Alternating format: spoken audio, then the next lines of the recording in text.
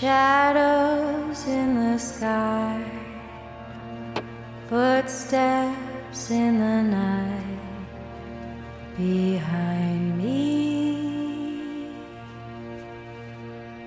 targets in their sight, running out of light to save me.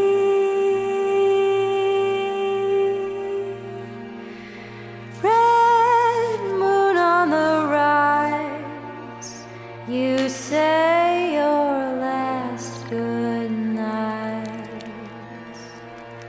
while I keep getting by.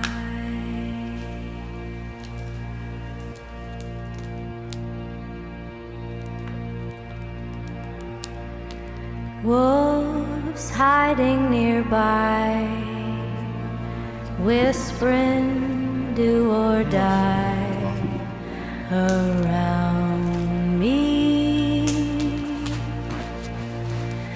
Not one single cry can save this soul of mine from drowning.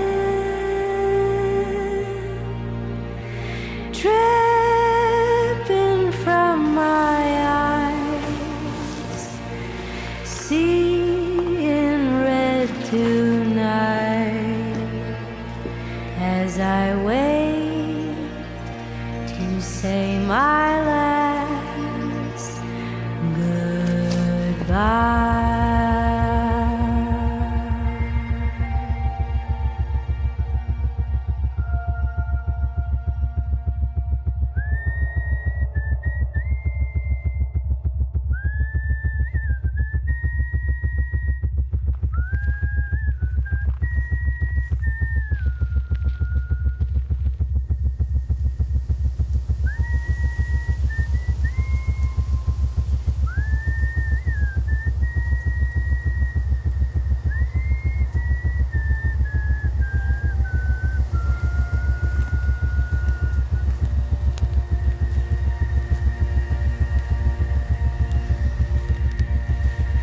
Gripping at my skin, the walls of night closing around me. One last sleepless night until the other side can save me.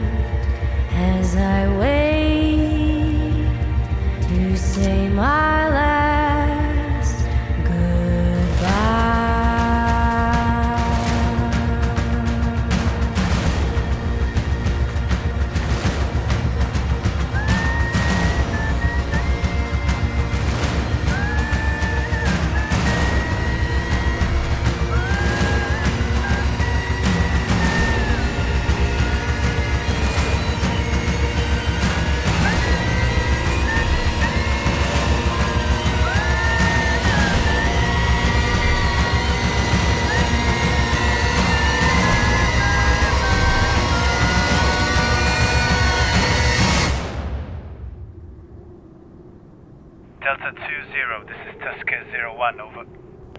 Delta 20, sent. Tusker 01, eyes are soak of sector Delta 3, Echo 3, Delta 4, Echo 4 complete. Normal pattern of life, over. Delta 20, roger, over. Tusker 01, I am bingo fuel and returning to base now, over. Delta 20, roger. Thanks for your support. Out. So our quarry moved around the barn towards this village here. Now, from the information that we had from the overnight position and from where they were conducting the briefing, it makes me believe that these guys are not local to this area. Now, in a non-permissive environment, tracking in an urban area is very difficult and would be advised against, because you have to be out in the open looking for tracks. But in this case, in this scenario, okay, we can go into this village, and actually them being not from this area gives us a couple of opportunities, because we can talk to the locals, we can see if anyone heard something or saw something that can give us an idea of their direction. We'll pursue that now. So our quarry went from the sand track over there around the barn onto this concrete. Now on the concrete it's very hard to find sign and to follow someone. You might find some transfer where they move some of that mud onto the track, but after a while you will lose that. So you need a different way to deal with this problem. So one of the things you're looking for is so-called track traps. These are areas that are conducive to good sign. It can be sand on the tarmac, it can be small areas of like even chewing gum, where you potentially might find a little part of the tread pattern that we recorded earlier and actually identify the direction that they went. It is not a foolproof way. It is hard work, and you need to eliminate different routes that your quarry could have taken. But if you persist with it and you do it methodically, then you have a chance to at least establish the direction they went and the side of the town that these guys or girls went to. So that's what we're going to do now. We're going to start proceeding into the town, onto the tarmac, and see if there's any point where they jumped off, see if there's any place where they stepped into a track trap, so we can confirm that they're still going in the right direction, or we might even talk to some locals to see if they have any observations.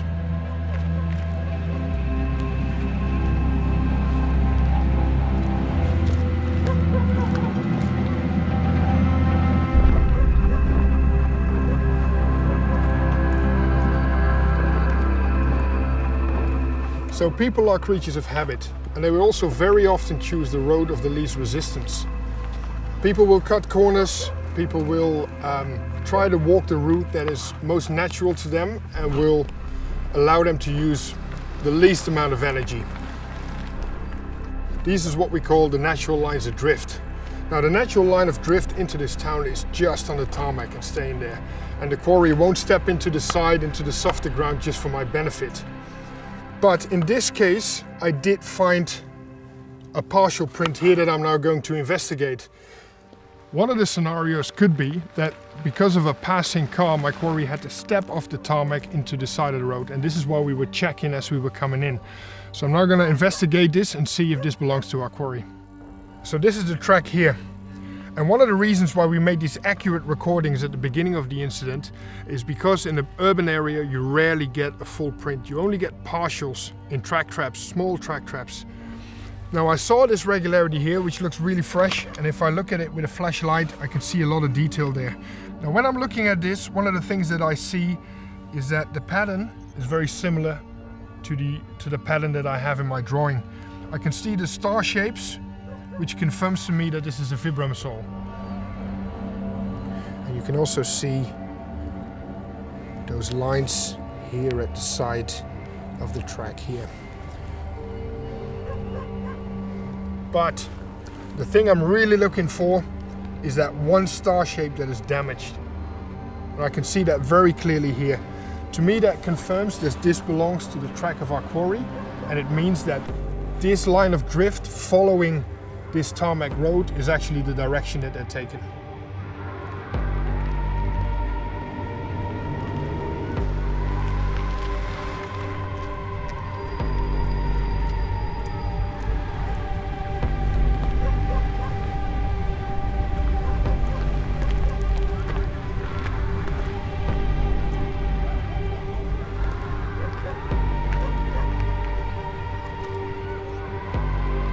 So we're coming up on an intersection. The way to deal with an intersection is when you get there to identify exactly what direction your quarry has taken. And the way to do it is to methodically check all those directions for track traps and see if you can identify the specific track and the specific track pattern into one of those directions. Once you've done that, you can commit to that direction and continue on.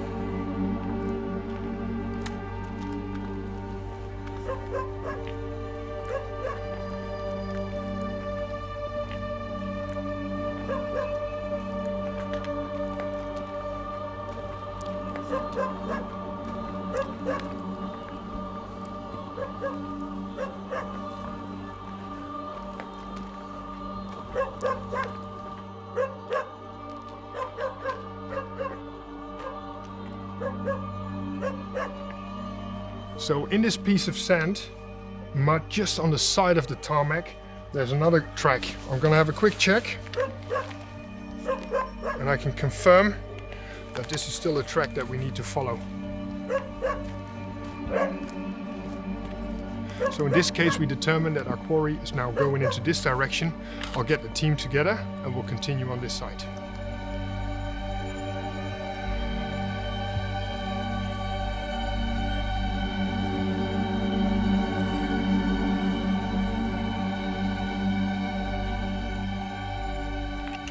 Hello, 0, this is Delta 20, over.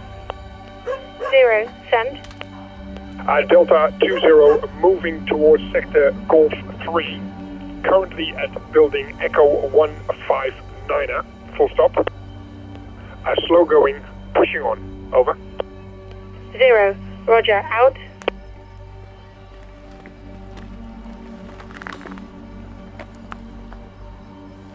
Now, the quarry made a shortcut here through the side of the road towards that direction.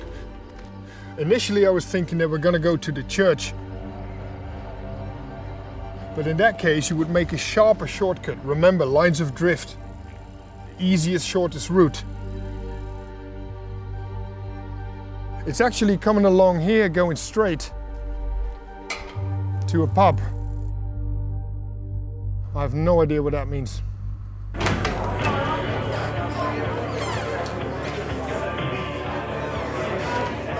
What the f, guys? This is supposed to be a serious exercise.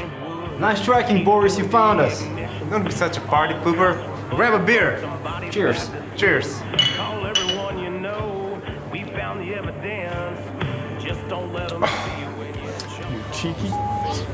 Somebody stole a beer truck. It don't matter who it was. Grab a can and drink it. Delta 20, this is 0, over. Good to go. Yeah, we hit the mother load. Delta 20, Delta 20, this is 0, over. Delta 20, if you're doing this again, order me a cold one. ETA 20 minutes, over. Delta 20, yes ma'am, consider it done, out. Somebody stole a beer truck. It don't matter who it was. Grab a can and drink it up. Let's keep it.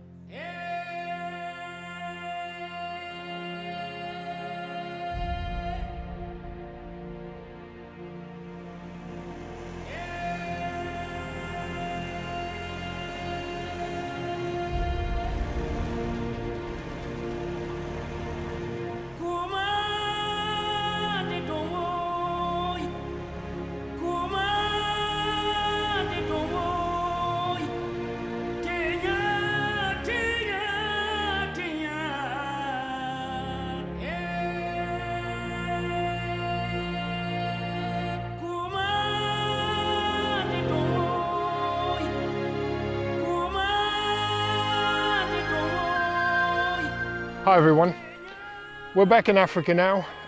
I hope you enjoyed this video series of UF Pro about tactical tracking. Through telling this story, we tried to create certain situations where we could showcase some techniques, procedures and applications of this ancient skill. It's been a lot of fun to do, and by now you've seen the ending. You know, and some of you might be a little bit disappointed that it didn't end in a big fireball and a big firefight, but I found this quite fitting because, you know, many good stories end and start with a cold beer. First of all, big shout out to the team at UF Pro. I'm very grateful for the opportunity to have showcased this skill. It's a very professional bunch. If you consider we only filmed this in only 3 days, you know, all of it was put together. And it was a really good experience and I thoroughly enjoyed it. Big thank you to all of you out there as well. All of you that have been watching, that have been commenting, some really nice comments on YouTube, some great questions that came back via Instagram. Some of the good questions that I saw was, and the ones that you asked the most was, you know, how can I read up on this? How can I learn this skill? If you want to read up on it, if you think about episode 1, learning how to see sign, recognize sign, there's a great book out there that if you follow it will actually teach you how to track. It's called Tracking a Blueprint for Learning How by Jack Kearney, a former US Border Patrol officer. In the second episode we go into the close country track pursuit drill and track casting drill. There's a book out there by a gentleman called Bob Kars, who's former SAS, and he wrote the SAS Guide to Tracking. In episode 3, when we're in the cave and we start looking at discardables, you can pick up some books by David Diaz. Episode 4, the open country. The Y formation is a formation we still use to this day here. It also originated in Africa. There's a great book out there, it's called Tactical Tracking Operations by a gentleman called David Scott Donnellan, an absolute legend. When I met David last year, end of last year in Arizona, he hinted that a couple of new books might be coming out, so definitely keep an eye out for that, because he is a real deal. What you saw in this episode, tracking through a village, there's not really a lot of information about it out there. Jack Kearney touches on it in his book. I've seen rangers here track through a marketplace on a Wednesday morning with hundreds of people and goats and everything. It is just persistence and being methodical and just trying to push your way through it.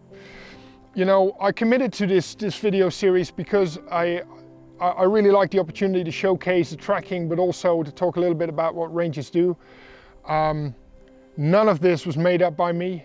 You know, I was very fortunate to learn from some pretty amazing people along my life. And it's been good for me personally, and also in my military career when I was downrange. I also very much appreciate the fact that a lot of these skills and procedures were developed by people who did the hard yards, who paid for it in sweat and blood, and I hope I did it justice. And if there's any mistakes, they're mine and only mine. We're here in Africa, back in Africa actually. You know, and tracking is, for rangers, is only one of the skills that they need, but it is a skill that they practice almost every day.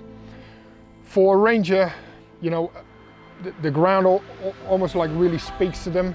One track is like a word, a couple of tracks are a sentence, and they can really recreate and understand what is going on in this vast environment. And they use tracking for all kinds of things. They use it to track animals, to see if animals are injured and they need help from a vet.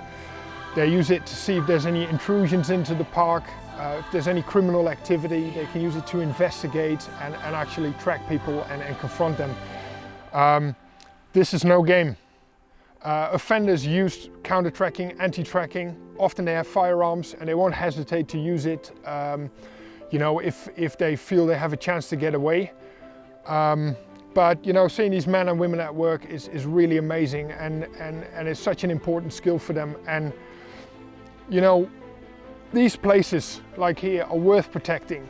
The wildlife is worth protecting. The people are worth supporting.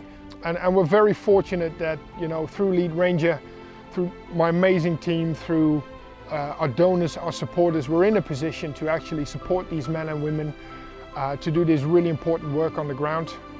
In East Africa, we got a saying, it is Tuku Pamoja. It means we are together, and it really feels like that. So thanks for sticking with us. I hope everyone is well and keeping well, and we might see you around.